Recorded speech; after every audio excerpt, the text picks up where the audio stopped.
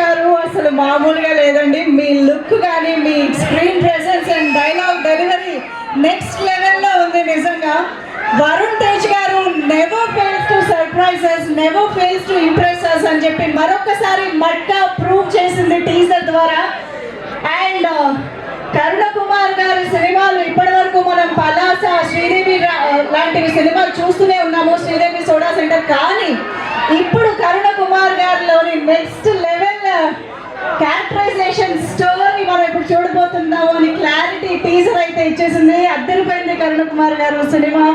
And Varun Tej గారు I'm sure dubbing విషయంలో కూడా మీరు ఎంత కేర్ తీసుకున్నారో మాకు చాలా క్లియర్గా కనిపిస్తుంది ఆ క్యారెక్టర్ పరంగా. సో చాలా చాలా ఇంట్రెస్టింగ్ లుక్ తోటి, ఇంట్రెస్టింగ్ క్యారెక్టరైజేషన్ తోటి, అండ్ అన్నిటికీ మించి చాలా చాలా ఇంపాక్ట్ఫుల్ స్టోరీ తోటి మన ముందుకు వస్తున్నారు అని అర్థమైపోయింది.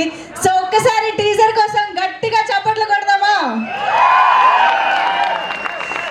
ఎస్. సో మరి